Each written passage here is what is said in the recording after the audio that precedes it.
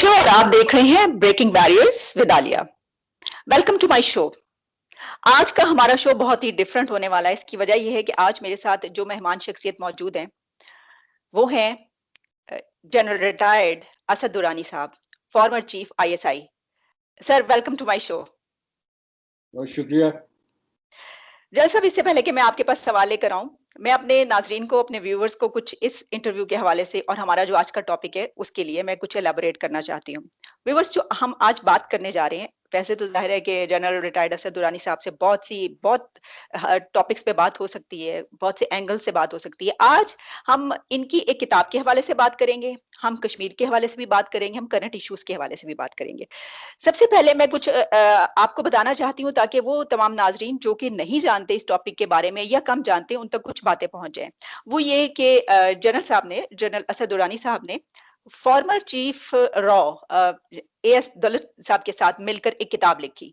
ये बजाते खुद इतना डिफरेंट आइडिया है कि दो दुश्मन मुल्क जो एक दूसरे को कहते हैं कि हम एक दूसरे के दुश्मन हैं, उनके दो सीक्रेट एजेंसीज के चीफ का मिलकर किताब लिखना बिल्कुल एक नई बात। उस किताब के बाद जो कुछ हुआ थोड़ा सा वो भी मैं आपको बता दूं कि जनरल साहब के खिलाफ तहकीकात का आगाज हो गया, जाहिर है कि पाकिस्तान के दिफाई इदारों की जानिब से, और इनका नाम ईसीएल में डाल दिया गया। इनको जो है वो ये कहा गया, जो रिपोर्ट एक किताब पढ़ने के बाद हमारे जो डिफेंस मिनिस्ट्री या जो भी दिफाई इदारे हैं उसकी जानिब से जो बनाई गई, वो ये था कि इनके ताल्लुकात रॉ के साथ हैं और इन्होंने कुछ बहुत ही हसास मालूमात जो है वो शेयर की हैं, और इस हवाले से ये कोर्ट में भी गए और एक केस भी चल रहा है। इसके अलावा उस किताब में क्या है, बहुत सी वहां पर जाहिर है कि एक ऐसी किताब जिसमें बहुत अहम इश्यूज पे बात हुई है। कुछ थोड़े से मैं टॉपिक्स आपको बता देती हूँ। जिस तरह इस किताब में मुंबई हमलों के हवाले से बात हुई है, फिर जो कारगिल जंग थी उसके हवाले से बात की है जनरल साहब ने, लाल मस्जिद का जो ऑपरेशन था उस पर डिस्कशन मिलती है, अखंड भारत का एक नजरिया जो है उसके ऊपर तज्जिया है, कुलभूषण के केस पर जो है वो बात की गई है। इसके अलावा बहुत से इश्यूज, तो इस तमाम हम गुफ्तगू को अपने आज के प्रोग्राम में शामिल करेंगे। जनरल साहब, मेरा आपसे पहला सवाल ये होगा कि ये आपने सोचा या दलत साहब ने सोचा, कैसे आपने ये सोचा कि एक ऐसी किताब लिखी जाए? जिस तरह मैंने कहा कि ये बहुत मुख्तलिफ नजरिया है, और आप तो जानते हैं पाकिस्तान की डायनामिक्स, थोड़ी सी कोई बात हो जाती है, अगर मैंने अपने पस मंजर में कोई डॉक्टर अब्दुल सलाम या कोई ऐसी तस्वीर लगा ली है तो उसके ऊपर बात, बहुत सी मुझे मैसेज। आपने इतना बड़ा काम किया, उस वक्त क्या आपको ये मालूम था कि ऐसा कुछ आगे चल के होगा, या आप समझते थे कि नहीं, आपके जहन में ऐसी कोई बात नहीं थी? इसमें कोई कानून की कोई खिलाफ वर्जी नहीं है। पुराने फॉरेन सेक्रेटरीज और पुराने पॉलिटिशियंस दोनों साइड से मिलकर किताब लिख चुके हैं। अमेरिका और रशिया के हेड ऑफ इंटेलिजेंस ना सही, लेकिन डिप्टी इंटेलिजेंस ने किताबें लिखी हैं। हम दोनों ने पिछले 10-15 साल में कई जॉइंट पेपर लिखे थे। इन किताब को जिसने पढ़ा है वो उसने सिर्फ एक ही सवाल पूछा है कि जी मसला क्या है। कोई सीक्रेट नहीं इसमें। जो जिस मौजू पर इसके अंदर लिखा हुआ है वो मैंने अक्सर उसके मुतालिक बात की है, वो सब पब्लिक डोमेन में है। कुछ लोगों ने पढ़ के कहा बहुत अच्छी किताब है, कुछ ने कहा नहीं ठीक। बस ये बात है जी। जी, ठीक। तो आप समझते हैं कि इसमें कोई ऐसी बात नहीं है जिसके ऊपर उन्होंने, और आप फिर इसीलिए कोर्ट में गए और वो अभी तक चल रहा है मामला, या क्लियर हो गया? कोर्ट में गया हूँ तो मुख्तलिफ है कि जी आपने जो काम किए हैं सब गैर कानूनी है। ये नहीं कि किताब के बारे में आपने जो काम ठीक है। किए हैं, ये सील पर रखना या पेंशन रोकना, वो गैर कानूनी तरीके से किया। कोर्ट में तो ये होता है ना, कोर्ट में जी। किताब के कंटेंट्स पर बात नहीं होती, और ना ही किताब के कंटेंट्स पर किसी ने मुझसे कोई बात करने की कोशिश की है। लोगों ने अपनी अपनी पढ़ी और मैंने जैसे बताया कि मुख्तलिफ राय देते रहे हैं। जी। और कुछ लोगों ने सर्विस में रहकर अपनी यूनिफॉर्म में पहने हुए हैं, उन्होंने मुझे कहा सर ये किताब बहुत अच्छी है, तो बहुत अच्छे रेफरेंसेस हैं, बहुत अच्छी इसके अंदर से हमें मालूमात मिलती है। इंडिया में तो ये किताब एक है जिसको कहते हैं ना मस्ट रीड, स्ट्रेटेजिक जो इंस्टीट्यूशन हैं, कि एक किताब इसके अंदर दोनों तरफ से एक इन्फॉर्म व्यूज मिल रहे हैं दो मुख्तलिफ लोगों के। तो वहाँ पर ये नहीं है कि वहाँ लड़ाई हो रही है या बहस हो रही है, व्यूज मिल रहे हैं। तो ये उस लिहाज से तो वो जो अदालत में जाना है वो मुख्तलिफ वजह से जाना है, लेकिन जहाँ तक किताब का ताल्लुक है कोई चीज़ इसमें कोई कानून की खिलाफ वर्जी नहीं हुई। ना ही मैंने कभी इसके मुतालिक किसी से बात करनी थी, ना पूछना था, ना ज़रूरत है। और जिन लोगों की अपनी स्वाबदीद है उन्होंने उसके मुतालिक देख कर क्या करना है, वो मेरा ताल्लुक नहीं था मेरा उससे। अगर बहुत कोई अच्छा। जी, जी सर, प्लीज़ कंटिन्यू। अगर आप कुछ कहना चाह रहे हैं बताइए। मैंने कुछ नहीं, मैंने कहा कि ये तो आम आदमी पढ़ने के बाद भी, खासतौर पर पिछले मैंने 6 महीने देखा, जिन लोगों ने भी पढ़ा वो कहते हैं कि जी ये अच्छा, ये सीक्रेट का क्यों जिक्र करते हैं, इसमें तो कोई नहीं है। मैंने कहा जी आप फिर अपना अपना नतीजा खुद निकालिए कि सीक्रेट नहीं है तो कोई और वजह होगी। जहां तक कंटेंट्स का ताल्लुक है, मेरे व्यूज जो हैं वो छप चुके हुए हैं। हुँ, हमारे पाकिस्तान के और हिंदुस्तान के और बाहर के मुल्कों के भी डिफेंस चैनल्स में मेरे व्यूज छप चुके हुए हैं। मैं तो इतना खुशकिस्मत इंसान हूँ कि मैंने जो कुछ कहना होता है वो यहाँ से लेकर जर्मनी तक, इंग्लैंड तक, यूएसए तक, कई जगहों पर ये इन्हीं चीज़ों के बारे में मेरी राय, जो आपने दो चार चीज़ों का नाम लिया, वो छप चुके हुए। जी, बिल्कुल ठीक। द स्पाई क्रॉनिकल्स के अलावा आपकी 2 किताबें और भी आ चुकी हैं। अच्छा सर, एक इस वक़्त जो मैं आपसे ये बात कर रही हूँ, उसकी सिग्निफिकेंस इस हवाले से भी बढ़ जाती है कि किताब में आपने लिखा है कि जो कश्मीर का मसला है वो एंगेजमेंट के बगैर हल नहीं हो सकता। आप दोनों की तरफ से यानी दलित साहब और आप, कि एंगेजमेंट के बगैर हल नहीं हो सकता। इस वक़्त हम देख रहे हैं कि सिनेरियो यही है। यानी ये कि एक तरफ ये कहा जाता है कि उसमें हसास मालूमात शेयर की और ये जो है कि किताब पाकिस्तान के खिलाफ लिखी गई है, जो तज्जिया किया गया दिफाई इदारों की तरफ से। लेकिन वही चीज़ इस वक़्त की जा रही है कि यही कोशिशें हो रही हैं कि एंगेजमेंट हो और पीस प्रोसेस अब चल निकला है, बैकडोर राब्ते हो रहे हैं और आगे चल के हो सकता है कि कुछ बन भी जाए, सीज़ फायर भी हो चुका। तो क्या कहीं आपकी किताब पढ़कर तो नहीं ये फैसला किया गया या आप समझते हैं कि आप तो इसके ऊपर स्टैंड ले सकते हैं, जो मैंने कहा है आप तो वही कर रहे हैं? मैं बहुत क्रेडिट लेना चाहता हूँ कई चीज़ों के बारे में, लेकिन मैं ईमानदारी से ये भी कह सकता हूँ कि कोई ऐसा आइडिया नहीं है जो कि नया हो, एंगेजमेंट का, बैक चैनल का। बल्कि सबसे बड़ी जो इस किताब की जो थी ना, क्या कहना चाहिए उसकी, जो उसने गेन किया, जो उसका हासिल था, वो एक डिस्कशन थी जो किताब की लॉन्चिंग पर हुई 23 मई 2018 को दिल्ली में ये किताब लॉन्च हुई है। इंडिया की स्ट्रेटेजिक कम्युनिटी का हुज हू जिसको कहते हैं, सब लोग वहां बैठे हुए हैं। मनमोहन सिंह, हामिद अंसारी, फारूक अब्दुल्ला, विश्वंत सिन्हा, पता नहीं कौन कौन है, बरखा दत्त उनका इंटरव्यू ले रही है, सब मेरी किताब पर डिस्कशन कर रहे हैं। मुझे तो उन्होंने वीजा नहीं दिया, वरना मैंने भी वहां होना था। लेकिन उसका नतीजा क्या था कि जब वो डिस्कशन खत्म हुई तो सब लोगों ने, पूरे हॉल ने, और खासतौर पर जो नाम मैं ले रहा हूँ, उन्होंने कहा कि जी हमने कश्मीर का मसला हल नहीं कर सकते जिस तरीके से हम कर रहे हैं। हिंदुस्तान की पॉलिसी बड़ी फ्लॉड है और ये पाकिस्तान के साथ मिलकर कश्मीर इशू हमने एड्रेस करना। जब मैं ये सुन रहा था डिस्कशन, मैंने कहा अभी इसके बाद यहाँ तालियां बजेगी, नहीं बजी ना। लेकिन मेरा मतलब सिर्फ ये था कि कोई ऐसी बात नहीं थी जो कि नन होनी या नहीं है। जो भी अकल हुँ, करेगा वो सोचेगा कि कई तरीके होते हैं बातचीत करने के। कोई बातचीत कर रहा होता है, कोई दूसरी तरफ से कहीं से कोई दबाव डाल रहे होते हैं। तो एक ये तो नहीं कि एक लाइन में आप चलें और सिर्फ वही होता है। इंटरनेशनल पॉलिटिक्स के अंदर you use number of you know elements that are at your disposal, diplomatic, military, economic, propaganda, international coalition making, कई चीज़ें होती हैं। तो उसके अंदर जो सबसे आखिर में यही होता है कि इंगेजमेंट इसलिए भी रखनी होती है कि ना भी आज अगर कुछ आए, तो जैसे आजकल उनका हाल था हिंदुस्तान का, तो हो सकता है ऐसा हाल किसी मौके पर आ जाए, वो कहे हाँ भाई हम एंगेजमेंट काफ़ी अरसे से कर रहे हैं, अभी लगता है वक्त आ गया है कि दो चार बातों का फैसला कर लें। हुँ। मसला ना भी रिजॉल्व करें, इसको मैनेज करने के कोई इंसानी और बेहतर तरीके होते हैं, वो शुरू कर देते हैं। तो कोई बड़ी बात नहीं थी। इन्होंने जो अब पिछले दिनों में किया है, जिसके मतलब फिर लोग कह रहे हैं कि जी तुमने बड़ा कमाल किया। मैं कहता हूँ जी देखिए, मैं कहा आपको भी कि मैं, मुझे बड़ा खुशी होगी अगर मुझे क्रेडिट मिले, लेकिन सच्ची बात यह कि उन्होंने, हिंदुस्तान ने जो ये किया है काम, सिर्फ अपनी फायदे के लिए, जो हमेशा मेरा तवक्को थी कि ऐसे ही करेंगे। दौलत साहब का ख्याल है कि नहीं, किसी मौके पर सिंसियर हो जाएंगे, मैं कहता हूँ नहीं होंगे, खासतौर पर मोदी नहीं होंगे। अभी उन्होंने किया है क्योंकि उनके ऊपर बहुत दबाव था। ह्यूमन राइट्स पर यूरोपियन कमीशन बात कर रही है। अंदर उनके कोरोना ने किसी और वजह से शोर मचाया, लेकिन जो सिटीजन एक्ट था उसकी वजह से वहां पर हो रहा था। 370 35 ए के बारे में भी कश्मीरी भी खुश नहीं है। बाइडेन को भी कुछ शायद सिग्नल देना था, उन्होंने कहा नहीं जी मैं इतना बुरा आदमी नहीं हूँ, मैं भी काम कर सकता हूँ। कुछ चीन ने इनके दादू रहे थे, उन्होंने एक हमें मैसेज दिया। मेरा ख्याल है इन्होंने कबूल करके कम से कम एक चीज़ हमें हासिल हो गई है। लाइन ऑफ कंट्रोल पर जो फायरिंग होती है उसमें जितने भी लोग शहीद होते हैं या हमारी तरफ या उनकी तरफ, ये सब हमारे लोग हैं। हिंदुस्तान को कोई दिलचस्पी नहीं इनसे। हिंदुस्तान की कश्मीर पॉलिसी बड़ी सीधी है, कश्मीर तो हमारा है, टेरिटरी हम रखेंगे, कश्मीरी नहीं है तो ना सही। और हमारी पॉलिसी तो है ही हार्ट्स एंड माइंड्स की, और वो हार्ट्स एंड माइंड्स जो है उनके लिए हमें उनकी कैजुअलिटीज भी बचानी है। और जब उनके ऊपर कुछ काम आज़ाद आता है तो उसमें हमने पूरी कोशिश करनी है। जहाँ हम आमतौर पर और ख़ास तौर पर पिछले 1.5 साल में बहुत बड़े तरीके से नाकाम हुए। जब 370 लगा था तो यहाँ मेरा ख्याल था कुछ ना कुछ तो मूवमेंट होगी, कोई कम से कम ह्यूमैनिटेरियन एड के लिए मूवमेंट करेगी। स्वयं एक तकरीर हुई, उसके बाद कोई माइलस्टोन के ऊपर नया कोई नाम लिखा गया, एक नक्शा नया बनाया। इसके अलावा तो हमने कुछ नहीं किया।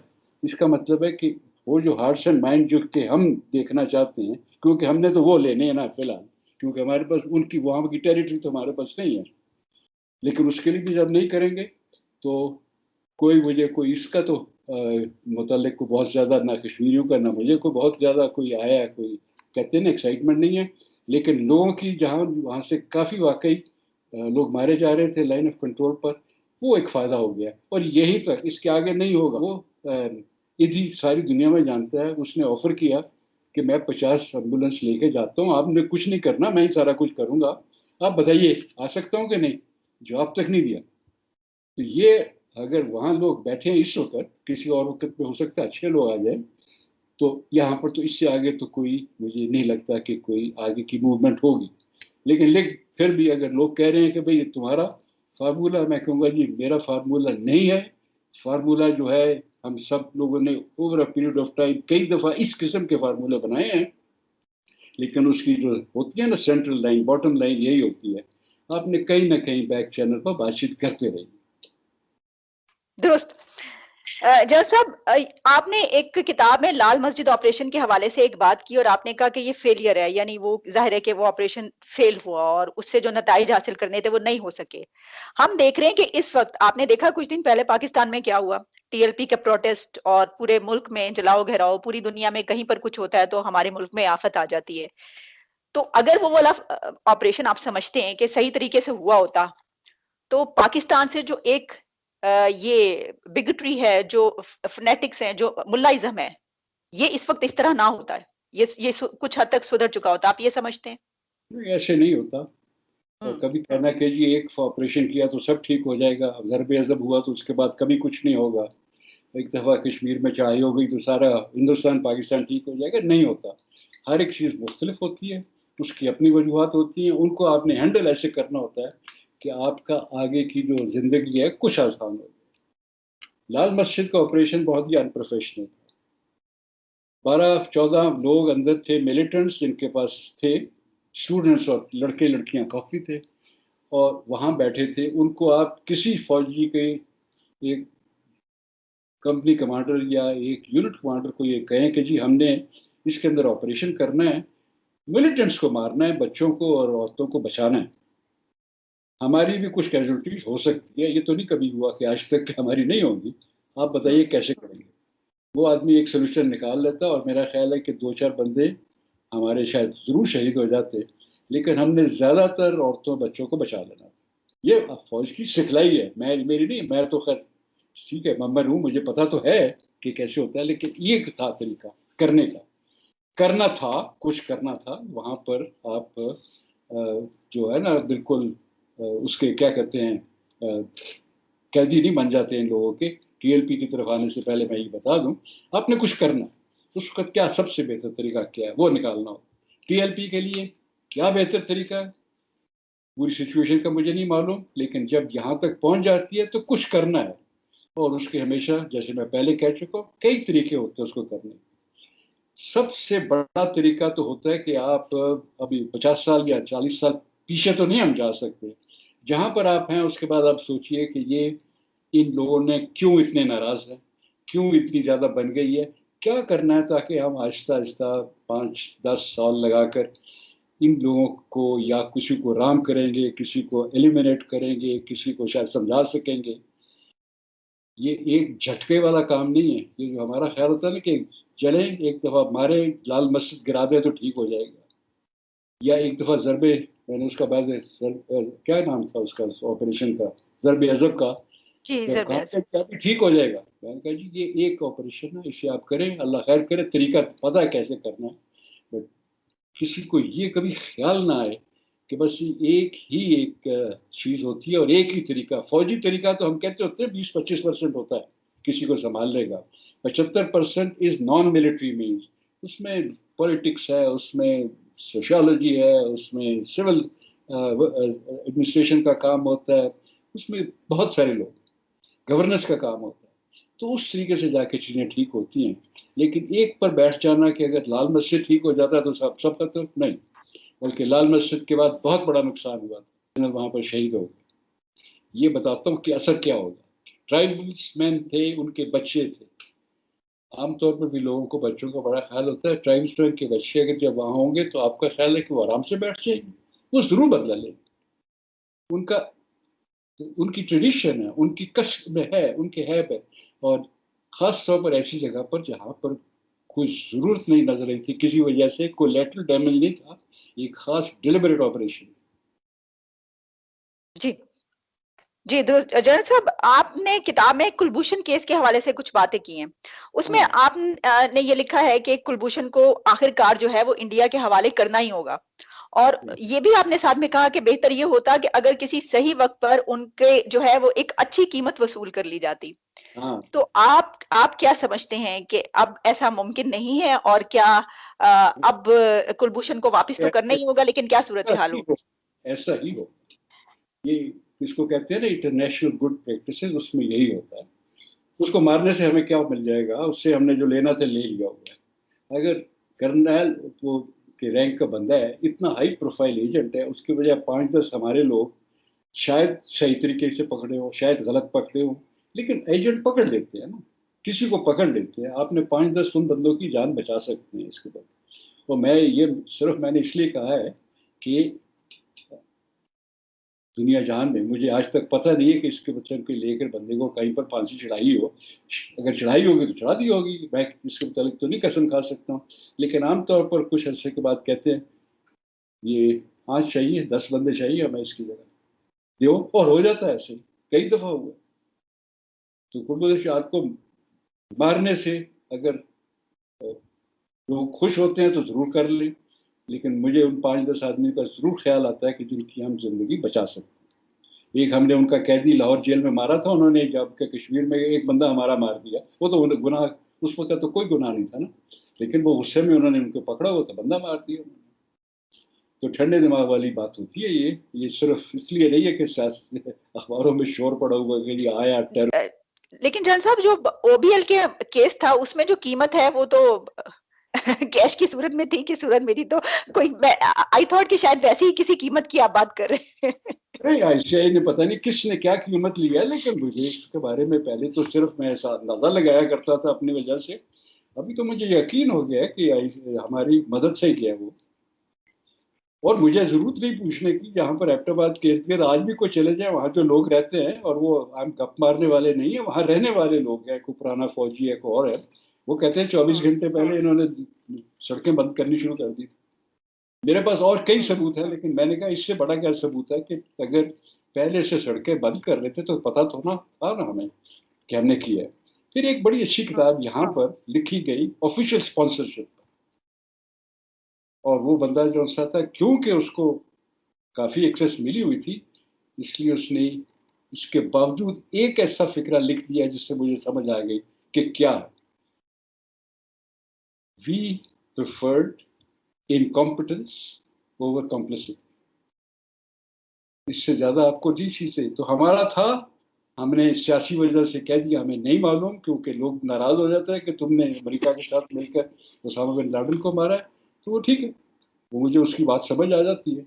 लेकिन फिर भी ये सारा जो अरेंजमेंट था, जैसे हमेशा हम करते हैं, अरेंजमेंट ठीक तो नहीं हुआ ना। रेमंड डेविस को छोड़ा और दूसरे दिन एक ड्रोन आया, वहां पर ट्राइबल जरगे में 40 बंदे मार दिए उन्होंने दूसरे में, कि आपने रखा क्यों? ये तरीका हमने, ये बार्गेन था कि हम इसको छोड़ देंगे और आप 40 बंदे मार देंगे हमारे, कि क्या उसके लिए कुछ सेफ्टी लिमिट चाहिए? उसामा बिन लादेन को आए, हम आपको देंगे, आप पूरा क्रेडिट लीजिए, लेकिन ये नहीं है कि आप उसके बाद शोर मचा दें कि जी आपने टेररिस्ट को पनाह दिया फलाने। उनको साफ उनको बताइए कि जी ये तो लीन मान रहे हैं क्योंकि मसला, ये तो लीन मान रहे हैं क्योंकि मसला है, लेकिन हमें मालूम है कि हमें बहुत मदद की है पाकिस्तान। ये तरीका होता है करने का काम। नहीं किया तो लोग तो जो कहेंगे कहेंगे, मेरे जैसे बंदे के लिए कोई जरूरी नहीं है कि जिस इस ऑपरेशन में जिसमें हमारे मुल्क की इतनी ज्यादा तौहीद भी, मजाक भी उड़ा, इंस्टीट्यूशन का मिला, वहां पर मैं कहूँ हाँ जी हाँ, बड़े बेवकूफ थे, बड़े नालायक थे। बिल्कुल नहीं, हमारी मदद से हुआ है। जी। जल साहब, शुजा नवाज ने भी इसके हवाले से अपनी किताब में लिखा है, चैप्टर भी लिखा है और काफी बातें उन्होंने लिखी हैं और उनका भी यही कहना है। उन्होंने भी उसी रिटायर्ड कर्नल जो हैं सईद इकबाल, उनका उन्हीं का नाम लिखा, सारी डिटेल्स लिखी। तो जाहिर है कि ये इसका मतलब है कि कोई ऐसी जी हल्का हल्का हाथ रखा हुआ है। सेमोर हर्ष जैसा बंदा, उसने इतनी मोटी किताब लिख दी है, उसके अंदर तो बड़ी डिटेल्स मिली है कि हमारे उन्होंने क्या किया, हमने क्या किया। शुजा नवाज से मैं बड़ा इसलिए भी मशहूर हूँ कि कोई बंदा तो ऐसा है जहाँ इस्टेब्लिशमेंट में हमारा बैठा हुआ है और जहाँ पर वहाँ पर सब लोग चमचे बने हुए हैं। हसनैन लखानी साहब जो उनसे नहीं जी आपने किया, पाकिस्तान तो बहुत नलायक, सब चमचों की मौजूदगी में एक दो बंदे हमारे हैं जो कि कह सकते हैं कि ऐसी बात नहीं है। तो शुजा नवाज का भी मशहूर हूँ। अभी मेरे से पूछने की जरूरत ही कोई नहीं, मैंने तो कहना था जो मेरी असेसमेंट थी और बाद में साबित हो गई। तो अभी उसके बाद मुझे कोई जरूरत नहीं थी इसको छुपाने की, खास तौर पर क्योंकि इतना ज्यादा इसके अंदर स्टेक बहुत बड़ा था। तो जिन लोगों ने ये हरकत की है वो बिल्कुल उसकी, मेरे नजदीक आखिर मैं उसी प्रोफेशन का हूँ, मेरे नजदीक तो माफी नहीं है। कौम ने जो करना करे उनके लिए। जल साहब, आप पे कोई पर्सनल, यानी जाहिर है कि अगर आप बताना चाहिए बैकलैश आया कोई उस तरफ से, कोई कि जी आपने इस टॉपिक पे ये बात कह दी, ये वाली बातें जो हैं ये तो बताने वाली नहीं होती, पर्सनली आपको फोन आए हो और आपसे कहा गया हो कि ऐसी कोई बात हुई आपकी? बिल्कुल, वे तो बहुत होती है ना, हमेशा ही होती है। ये नहीं, इससे पहले भी। और नहीं, पर अगर इनसाइडर को बोलेगा तो ये मैंने कहा जी देखिए, इनसाइडर बोलेगा, ये नहीं बोलेगा। अगर मैं किसी एक स्टेज पर, ये मेरा काम है कि मैंने कौन सी काम बात नहीं करनी, लेकिन जिस चीज पर मैं आता हूँ उसमें अगर मुझे लगता है कि मुझे काम करना है तो मैंने करना था उसको। मैं तो इतना मैंने कह दिया ना कि बड़े खुशकिस्मत लोगों में से हूँ। जैसे मैं रिटायर हुआ हूँ, मुझे उस वक्त आर्मी चीफ ने बताया कि आपने जाएंगे, आप, मुझे पता है कि आप लोगों को, आपको बड़ा शौक है लिखने विखने का, you will be your own sensor, these were the words that he used, कि आपने खुद ही फैसला करना है कि क्या कहना है और क्या नहीं कहना। और आज तक ऐसे ही होता रहा। लोगों ने जरूर कर देते हैं कि नहीं ये आपको नहीं कहना चाहिए। मैंने कहा जी ठीक है, कोई नहीं कहना चाहिए तो किसी को आप नाराज हो जाएं, मत पढ़े मेरी बात, लेकिन मैंने जहां मुझे लगता है कि मुझे कुछ कहना है वो जरूर कहना है मुझे। क्योंकि अगर मैं नहीं कहूँगा कुछ चीज़ों के मुतालिक, अपना राय नहीं दूंगा, तो मैं यही बैठा हूँ कि जी आप लोग जिनको पूरा नहीं पता है, पूरी चीज़ों का बाज़ तजर्बा नहीं है, आप तो बोल सकते हैं, लेकिन तजर्बा वाले लोग जो कि थोड़ा बहुत जानते हैं, सारा कुछ नहीं जानता हूँ मैं। ये किसी को अगर ये ख्याल हो कि जी मैं बिल्कुल अकल कुल गलत, जो देखा हुआ है वो मैंने कह देना। तो जनरल साहब, वो कौन से आर्मी चीफ थे जो आपने अभी आपने बात की, उन्होंने कहा कि आपने खुद अपने आप को सेंसर जो करना, वो कौन? जनरल वहीद काकर उसके आर्मी चीफ थे।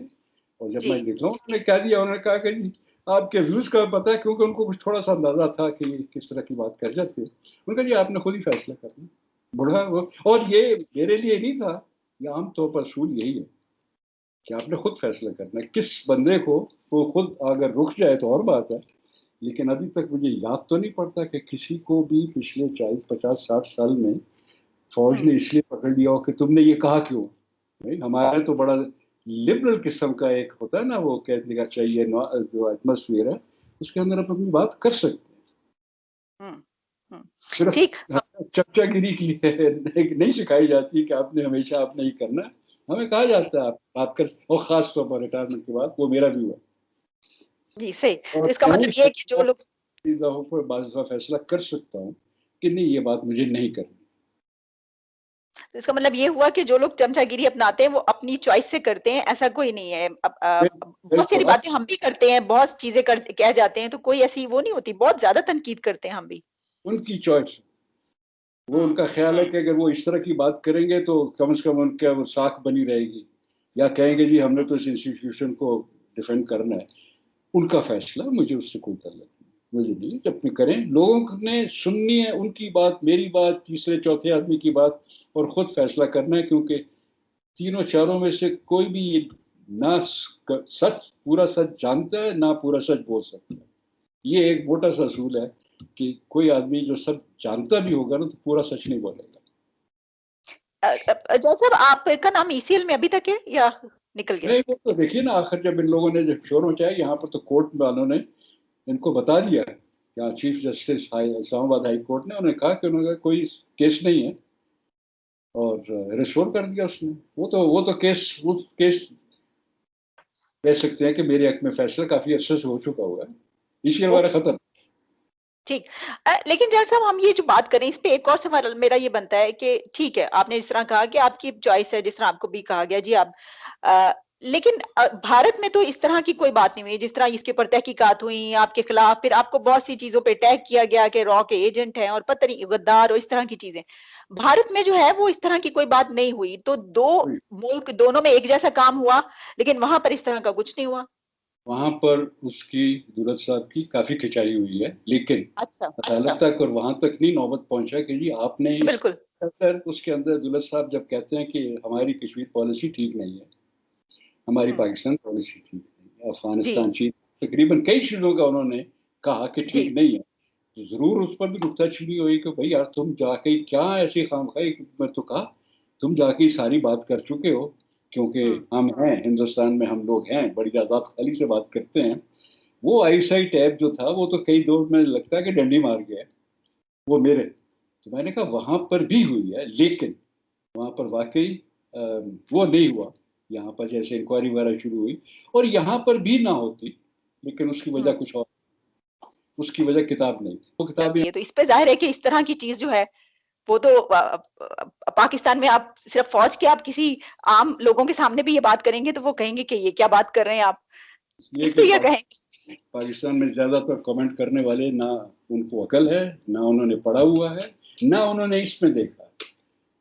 आयशा जलाल कह चुकी हुई है कि कायद आजम का भी पहला मकसद ये नहीं था कि हमने वाकई इसको हिंदुस्तान को अलहदा करना है, तोड़ना है। Partition was not the primary aim, क्योंकि वो तो कैबिनेट मिशन प्लान भी मान चुके हैं, जसवंत सिंह ने भी कहा हुआ।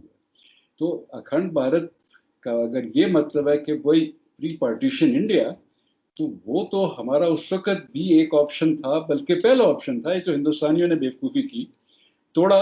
अभी यही कहते हैं ना कि जहाँ जसवंत सिंह ने भी कहा और अडवाणी ने भी कहा कि मुल्क को तोड़ने वाले उस वक्त के पटेल और नेहरू और इस तरह के लोग थे, पाकिस्तानी नहीं। लेकिन इस किताब में मैंने सिर्फ यही कहा कि आप वापस तो नहीं जा सकते, लेकिन आप अखंड भारत को डिस्कस करें, देखें कि हम उसकी वजह से कौन सी चीज़ है जो कि हम रिपेयर कर सकते हैं। कोई कन्फेडरेशन बना सकते हैं, साउथ एशियन यूनियन बना सकते हैं, आखिर यूरोप ने बनाया ना ये सारा काम। तो कई चीजें होती हैं जो आप डिस्कस कर सकते हैं, जबकि आपको समझ आ जाए कि आज से हो सकता है 20-50 साल बाद हो जाए। यूरोप में यूरोपियन यूनियन ऐसे ही बनी है ना, यूनाइटेड स्टेट्स से शुरू, यूनाइटेड स्टेट्स ऑफ यूरोप होगा। उसके बाद पता लगा कि वो तो बड़ा मुश्किल है, आज तक नहीं बना, लेकिन उन्होंने पहले 5-6 मुल्कों ने मिलकर यूरोपियन कम्युनिटी, वो इकोनॉमिक कम्युनिटी तो बना ली थी ना, पूरे पीरियड ऑफ बनती रहती है। मैंने कहा ये इसको जो आप देखेंगे, हम तो कई दफ़ा पाकिस्तान वालों ने, हमारे जो बुजुर्ग थे उनमें इतनी ज़्यादा अकल थी कि उन्होंने अफगानिस्तान के साथ एक इत्तेहाद की बात की थी, ये सोवियत इन्वेजन से पहले अफगानिस्तान और ईरान के साथ मिलकर बनाने की बात की थी, ताकि हमारा यहाँ पर खित्ते में भी इस तरह के ऑर्गेनाइजेशन बने। हिंदुस्तान के साथ बनेगी, कब बनेगी ये तो नहीं पता।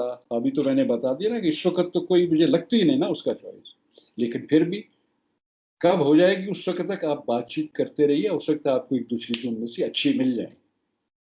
लेकिन अभी अगर अपने असल जो सवाल था वो, अगर इसमें जब डिस्कशन होती है, ब्रेनस्टॉर्मिंग होती है कि जी इसके मुतालिक हम सिर्फ गैर सरकारी तौर पर बात करेंगे, कश्मीर में हमारा स्टैंड बिल्कुल क्लियर है और वही रखना, United nation resolution local standard जिसको कहते हैं, वो उसकी वजह से हमारा हम उनसे बात करते हैं, उसके फ्रेमवर्क के अंदर कई चीजें होती है, जैसे बेचारा ने 4 पॉइंट बता दिए। मैं तो इसीलिए मैंने कहा कि हो सकता है कि अगर आप समझें कि वहां पर अभी नहीं पहुंचते, तो ये ज्यादा ऑटोनॉमी जो चाहिए ना कश्मीरियों को देने के लिए, उसके मुतलक भी बात कर सकते हैं, ताकि वो आपस में एक दफा बातचीत करेंगे, इन्वॉल्व हो जाएंगे, तो हो सकता है दोनों मुल्कों को जरा थोड़ी सी वक्त मिल जाए और काम करने का। अभी तो हम उसके ऊपर लगे रहते हैं, लेकिन उनको एंगेज करें। ये भी 2005 या 2006 में जब बस चली थी, तो यही आइडिया था ना कि दो साइड कश्मीरी, दो साइड वाले जो हैं, ये इनको आपस में इन्वॉल्व कर दें। गुजरात डॉक्ट्रिन 1997 से पहले 95 96 में उसने, बड़ा अक्लमंद आदमी था जो इंडिया का एक प्राइम मिनिस्टर भी कुछ अरसे के लिए बना था, उसने गुजरात डॉक्ट्रिन की बात की थी। मैंने कहा कितनी अक्लमंदी की बात है।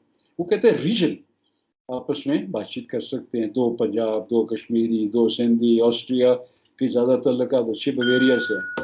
आप बवेरियन है, वो अपने आप को कहते हैं कि जी हम तो ऑस्ट्रियन के साथ ज़्यादा करीब हैं, या स्विट्जरलैंड के साथ।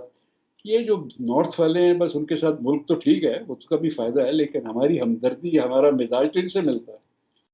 तो ये गुजरात डॉक्ट्रिन में भी था। दिमाग बंद करने क्या, कभी भी उससे फायदा नहीं होता कि सिर्फ यही होगा और कुछ नहीं होगा। इंडिपेंडेंट थिंक टैंक्स अगर होते हैं जो होती है, वो इन पर बातचीत कर देते हैं। बाज़ दफ़ा बैक चैनल्स पर एक दो बातें कही जा सकती हैं। अगर मौका आता है तो हम जो हमने फैसला किया है उसमें से 5% इस वक्त इम्प्लीमेंट हो सकता है, वो एनवायरनमेंट को बेहतर करने। ये था अखंड भारत के बाद, क्योंकि इन लोगों को ये एजेंडा मिला हुआ था कि आपने शोर मचाना है और आपने इसको कुछ करना है, तो हर एक चीज़ को लेकर शुरू हो जाते थे। कभी अखंड भारत की मैंने कहा पढ़ा है, नहीं पढ़ा तो नहीं है, लेकिन बस हमने शोर तो मचाना, जरूर मचाइए, काम जो मिला हुआ है।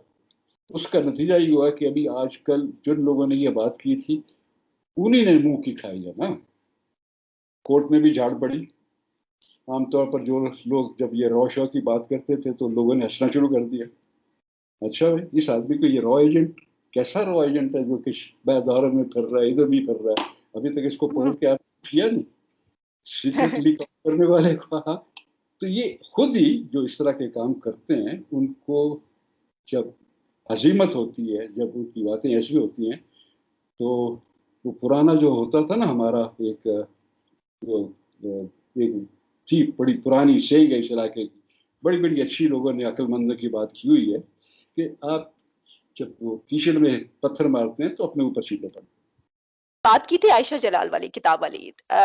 डॉक्टर इश्तियाक अहमद है, उन्होंने भी ये किताब लिखी है और उन्होंने आयशा जलाल का जो ये नैरेटिव है कि जो जिना के हवाले से उन्होंने उसको जो है वो डिसएग्री किया। उन्होंने कहा कि जिना पूरी काफी ज़ख़ीम किताब है। उन्होंने उसमें ये कहा है कि मैंने ये बताया और साबित किया है कि जिना साहब जो है वो चाहते थे कि ये बने। एनीवेज़, ये तो मैंने इसलिए कह दिया, अभी आप बात कर रहे थे मेरे ज़हन में आई तो ऐसा कह दिया। सर, ये जो इस वक़्त जो सिनेरियो चल रहा है, आप क्या देख रहे हैं कि अब पाकिस्तान और भारत की दोस्ती की हमने उस पे बात की, लेकिन जिस तरह हमने ट्रेड का वो किया और वो फिर हम उससे जो है पलट गए। आगे चलकर आपको लग रहा है, क्योंकि सब ये कह रहे हैं कि क्योंकि कुछ ऐसी इंटरनेशनल पावर्स शामिल हैं इसमें, यूएई के हवाले से आया कि वो पीस टॉक्स करवा रहे हैं, ये हो रहा है, तो शायद ये मामला वाक़ई नतीजे तक किसी पहुँच जाए। आपको क्या लग रहा है? नहीं, देखिए, मैंने तो पहले कह दिया था कि ये अच्छा इंटरनेशनल पावर्स की कोई कोई इसमें इतना बड़ा रोल नहीं होता। वो कहते रहते हैं आप भाई आपस में बात कर लो, जब हो जाती है कहते हैं कि आपने उनकी वजह से किया। हमने आज तक, पाकिस्तान नहीं, हिंदुस्तान तो बहुत बड़ा मुल्क है, उसमें बहुत ज़्यादा सलाहियत है इस तरह की प्रेशर बर्दाश्त करने की। अगर उनको आप कुछ कहें जो नहीं करना चाहते तो बिल्कुल नहीं करेंगे। अमेरिका, उसका बाप जो मर्जी कह दे, हम भी अपनी मर्जी का काम करते और रहते थे, और जब किया हमने तो कामयाब हुआ। बड़े बड़े वाकयात हैं, चीन की पॉलिसी 50s वाली, ईरान की 80s वाली, न्यूक्लियर का सबको पता है। पिछले 20 साल सब प्रेशर के बावजूद तालिबान के साथ हमने अपना राब्ता तो रखा, क्योंकि एक दिन हमने लाना है उनको, हमारे नेबर्स हैं, टेबल पर बैठाना है, कामयाब। इन तीनों चारों चीज़ों में हमें कामयाबी हुई। हमने बात लोगों की नहीं मानी, अपने फायदे से। इस वक्त भी जो कुछ काम होना है वो अपनी ही फैसले से होना है, और मैंने बता दिया कि ये काम हिंदुस्तान ने अपने फ़ायदे के लिए किया है। हमारा फ़ायदा उसके अंदर हो गया, क्योंकि कई चीज़ पर लोग अभी वो कैजुअलिटीज़ नहीं हो रही। इससे आगे फिलहाल तो नहीं है, मैंने इसीलिए ईदी वाली मिसाल दी, लेकिन आगे जाकर क्या होगा, अगर होगा, अगर कभी, ये भी कहना कि कभी नहीं होगा, अगर कभी फिजा बेहतर हो गई, तो ये था इस किताब का मकसद कि अगर फिजा बेहतर हो गई, क्योंकि हम दोनों का जो मौकफ है वो तो उसके अंदर साफ दिया हुआ है। मैंने कहा आप लोगों ने स्टेटस को से नहीं हिलना, दौलत साहब कहते हैं हमें हिलना पड़ेगा, अभी तो स्टेटस को में हमें हिंदुस्तान को नुकसान हो रहा है। मैंने कहा मैंने तो नहीं था जी, सोचा, लेकिन चलिए मान लेता हूँ कि नुकसान होगा, लेकिन अभी नहीं हिलना। अगर कभी हुआ तो उसके अंदर एक छोटा मोटा रोड मैप है, उनमें से जिन लोगों ने उस वक्त करना होगा वो देख लेंगे किस तरीके से करना है। आखिर जो मेरा स्ट्रक्चर्ड वहाँ पर उसके अंदर बयान किया हुआ आखिर सेक्शन में, वहाँ पर उसी डिस्कशन जिसकी मैं बात कर चुका हूँ, वहाँ पर जब डिस्कशन हो रही थी तो शिव शंकर बैनर यहाँ पर जाना हुआ बंदा, यहाँ हाई कमिश्नर रह चुका है, फॉरेन सेक्रेटरी था, नेशनल सिक्योरिटी एडवाइजर, आजकल वो जो दुनिया के 10-15 बंद जो से है ना, जिसको स्ट्रेटेजिक एनालिस्ट कहते हैं टॉप वाले, उनमें शामिल है। उसने उस डिस्कशन में कह दिया, उसने कहा जी अगर तो अमन चाहिए तो ये जनरल दुरानी साहब को फार्मूला इस्तेमाल करें, स्ट्रक्चर डायलॉग ये करेंगे तो फिर ठीक हो जाए। उस वक्त क्या करेंगे, मेरा करेंगे या कोई और करेंगे ये नहीं जानता हूँ, लेकिन मकसद यही था। अब भी इस वक्त के हालात में मुझे बिल्कुल कई वजह से नहीं लग रही, मोदी की वजह से भी नहीं लग रही, और हमको पता है कि यहाँ पर जो ये हमने कोई लंबी चौड़ी रिस्पांस दे भी नहीं सकते हैं ना। हमने, मैंने बताया ना कि सवाए नक्शे वक्शे बनाने की और माइलस्टोन बनने की, जब एक दफा पता चल जाए कि इस वक्त ये हमारा इससे ज़्यादा सलाहियत नहीं है, तो वो पागल है जो हमारे साथ कोई ज़्यादा इनको खाम खा के यूनिलैटरल कंसेशन देंगे। कंसेशन या आपको कंप्रोमाइज़ तो करवाना पड़ता है, मजबूरी जब उनकी होती है फिर करती है। कश्मीरियों की होगी, अंदर से वहाँ की पॉपुलेशन की होगी, हमारी तरफ से कुछ जान दिखाई जाएगी, फिर होती राइटर है उसने, उसका नाम है वो भी नाम है उसका, उसने इतनी मोटी किताब लिखती है बिट्रेल ऑफ इंडिया, उसमें वो कहता है कि उन्होंने खुद किया। हम अपनी तरफ से जरूर बना सकते हैं कि ये चीज लगता है कि ठीक नहीं है। 9/11 के मुतालिक मैं कई सवाल मैं पूछ सकता हूँ, मुझे कई शकूक हैं, बम्बई के मुतालिक हैं, लेकिन मुंबई के मुतालिक सिर्फ यही था, जब वो हुआ तो मैंने सिर्फ नहीं कहा था कि इस वक्त पाकिस्तान जो है किसी इस पोजीशन में है ही नहीं। 2008 में हमारे अंदर काफ़ी मसाइल थे, वेस्टर्न बॉर्डर वैसे ही गर्म था, ईस्टर्न बॉर्डर अच्छा भला क्वाइट था। जिस नलायक ने भी वो उसको गर्म किया है, अगर हमारा अपना कोई बंदा है, अगर ये ग्रुप हमारा है, ये हमारी इंस्टीट्यूशन है, फिर तो उनको सजा मिलनी चाहिए। बिल्कुल मुमकिन है कि किसी और ने करवाया हो, तीसरी पार्टी ने कराया हो, हिंदुस्तान ने करवाया, ये मैं नहीं कह रहा हूँ, लेकिन इसके मुतालिक मुझे किसी ने कुछ कहा तो नहीं है मुंबई के मुतालिक, कोई कोई कोई सवाल भी नहीं पूछा। सर आप शायद कुछ कहना चाहेंगे जी है प्लीज। तेरे दिल में मेरी बात, ये तो पुरानी बात है, लेकिन अभी तक लोगों को समझ तो नहीं आ रही है। जिन लोगों का काम है समझना, उनको तो नहीं आ रही। जी, नहीं। Thank you very much sir, thanks a lot.